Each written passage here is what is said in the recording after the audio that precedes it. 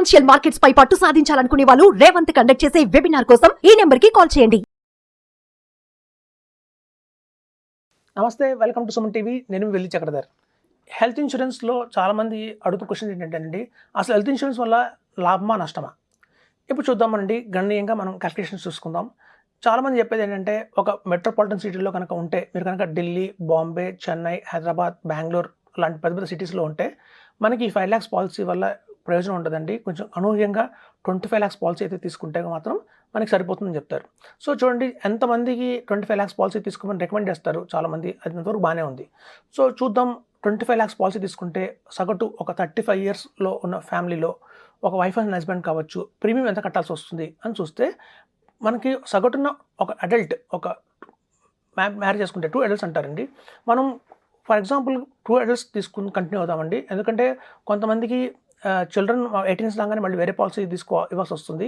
మనం calculation purpose కోసం only 2 adultsనే consider చేద్దాం. ఇప్పుడు చూడండి, 2 adults ఉన్న 35 years ఉన్న వ్యక్తి పాలసీ తీసుకుంటే దగ్గర 28,000 కట్టాల్సి వస్తుంది per annum.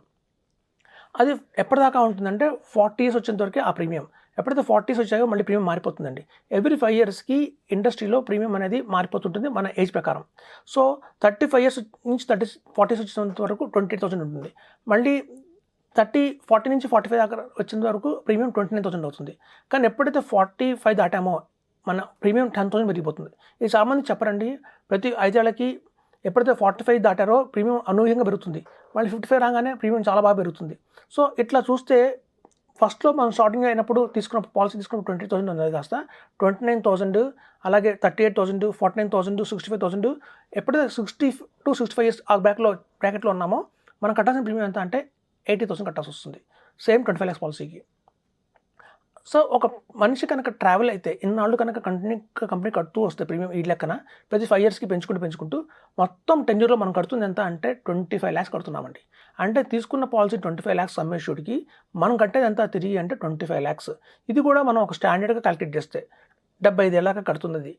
మధ్యలో ఎవ్రీ 3 yearsకి ప్రీమియం పెంచుతూ ఉంటారు. మనం దాన్ని కన్సిడర్ చేయట్లేదు, ఎందుకంటే కొంచెం బోనస్ రూపంలో మనకి ఎక్కువ వస్తుంది. చూడండి, 25 lakhs పాలసీ తీసుకున్నా కూడా నో క్లెయిమ్ బోనస్ కింద అది ఒక 50 lakhs దాకా అవుతుంది అంటారు కాబట్టి.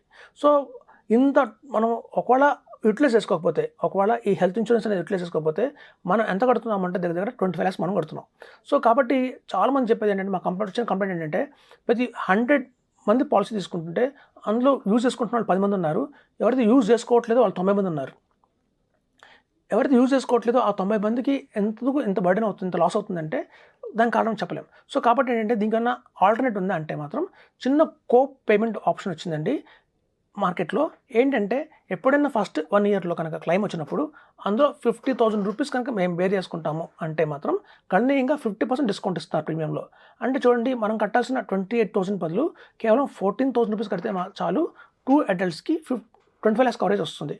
అలాగే ఎట్ ద ఏజ్ ఆఫ్ 60 yearsలో కూడా వాళ్ళు 2 adults ఉంటే వాళ్ళు కట్టాల్సిన ప్రీమియం దగ్గర 80,000 రూపీస్ ఉంటే, ఒకవేళ కనుక కోపేమెంట్లో మేము ఫస్ట్ వచ్చిన క్లెయిమ్లోనే మాత్రమే 50,000 మేము కట్టుకుంటాము అంటే ప్రీమియం కాస్త 40,000 అవుతుంది. ఇలా చేయడం వల్ల ఏమవుతుందంటేనండి, ఈ రాబోయే మొత్తం 30 years టెన్యూర్లో మనం కట్టేది ఎంత అంటే ఓన్లీ 12 lakhs కడతాం.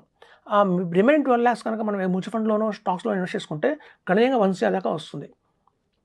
సో కాబట్టి 25 lakhs పాలసీ తీసుకోవాలి, కానీ ప్రీమియం ఎక్కువ కట్టకూడదు. ఇలా కనుక మనం సేవ్ చేసుకుంటే ప్రీమియంని 50% డిస్కౌంట్ కనుక మనం ప్రీమియం సేవ్ చేసుకోగలిగితే దగ్గర అదొక్క మాత్రమే మనకి 12 lakhs దాకా సేవ్ అవుతుంది. ఆ 12 lakhsని కనుక మనం ప్రాపర్గా ఇన్వెస్ట్మెంట్ చేసుకుంటే దాన్ని మనం 1 crore దాకా కూడా చేసుకోవచ్చు. సో కాబట్టి చెప్పేది ఏంటంటే, హెల్త్ ఇన్సూరెన్స్ తీసుకోవాలి మస్ట్, కానీ ఇట్లాంటి రాయితీ ఒక డిస్కౌంట్ ఉన్న ప్రీమియంలో డిస్కౌంట్ ఉన్న పాలసీ తీసుకుంటే మనకి గణనీయంగా చాలా అధిక లాభం అయితే పొందుతాం. ఇప్పుడు చూడండి, హెల్త్ ఇన్సూరెన్స్ తీసుకున్న ప్రతి ఒక్కళ్ళు మనం డిసీజ్ అవుతున్నారంటే లేదు. డిసీజ్ అయిన వాళ్ళు మాత్రమే అది బెనిఫిట్గా ఉంటుంది. వాళ్ళకి మాత్రం ఉన్న అందరూ చూస్తే 90 years రాగానే, 85 years రాగానే, 80 years రాగానే ప్రీమియం కూడా కట్టలేని పరిస్థితుల్లో ఉన్నారు. మార్కెట్లో మేము చాలామంది చూస్తున్నామండి. మాకు వచ్చే కంప్లైంట్లు ఎలా ఉన్నాయంటే, మా ఏజ్ 70 years వచ్చాయి, మనం తీసుకున్నది 3 lakhs పాలసీ అప్పట్లో, కానీ దాన్నే ప్రీమియం వచ్చి 80,000 కట్టమంటున్నారు అంటారు. సో చూడండి, సమ్మిష్యూడ్ తక్కువ, ప్రీమియం చాలా ఎక్కువ భారీగా కట్టాల్సి వస్తుంది. ఆ 70 ఏళ్ల వయసులో 80,000 ప్రీమియం కట్టమంటే చాలా పెయిన్ఫుల్గా ఉంటుంది, ఎందుకంటే వాళ్ళ సోర్స్ ఆఫ్ ఇన్కమ్ అంత ఉండదు. అలాంటి టైంలో వాళ్ళు కట్టాల్సి వచ్చిన 80,000 కట్టలేకపోతే ఇన్నాళ్ళు కట్టిన ప్రీమియం అంతా కూడా వేస్ట్ అయిపోతుంది. కాబట్టి మేము చెప్పేది ఏంటంటేనండి, ప్రీమియమ్స్ పెద్ద సమ్మిష్యూడ్ తీసుకోవాలి, కానీ ప్రీమియం తక్కువ ఉండేది చూసుకోవాలి. మన అఫోర్డబిలిటీలో ఉండే తీసుకోవాలి. మనం మ్యూచువల్ ఫండ్స్లో ఎన్ని క్రోర్స్ మనం అక్యుములేట్ చేసినా కూడా రేపు పొద్దున తమిళ వచ్చే ఎస్డబ్ల్యూ ప్లాన్లో మనం తీసుకుంటున్న రిటర్న్ 2 months ఇన్కమ్ ఆల్మోస్ట్ మనం కట్టాల్సి వస్తుంది. చాలామంది తెలుసుకోవట్లేదు. గణనీయంగా మార్కెట్లో ఇన్ఫ్లేషన్ బాగా పెరుగుతుంది. ఎస్పెషల్లీ మెడికల్లో చాలా ఎస్పెలేషన్ బాగా పెరుగుతుంది. సో ఇన్ఫ్లేషన్ మెడికల్ ఎలా పెరుగుతున్నాయంటే ఈవెన్ 10 lakhs పాలసీ కూడా 1 lakh కట్టమంటున్నారు ప్రీమియం. సో ఎక్కువ మంది చెప్పే క్వశ్చన్ ఏంటంటే ఇప్పుడు మేము 1 lakh కడితే పర్ యానము 10 yearsలో 10 lakhs మేమే కట్టాం కదా కంపెనీ మాకు ఇచ్చింది ఏంటి అని క్వశ్చన్ వస్తుంది. సో అందుకనే ఇలాంటి చెక్ పెడుతూనే ఇట్లాంటి పాలసీస్ వచ్చాయండి మార్కెట్లో. మనం కనుక 50,000 కనీసం 50,000 మాత్రమే కనుక మనం బేర్ చేయగలిగితే మనకి గణనీయంగా రాయితీ అయితే వస్తుంది. అలా మనం దగ్గర చాలా అమౌంట్ సేవ్ చేసుకోవచ్చని చెప్తున్నాను. సో కాబట్టి హెల్త్ ఇన్సూరెన్స్లో మనం తీసుకోవాల్సిన జాగ్రత్తలు ఏంటంటే అండి, ఒక మంచి కంపెనీని సెలెక్ట్ చేసుకోండి.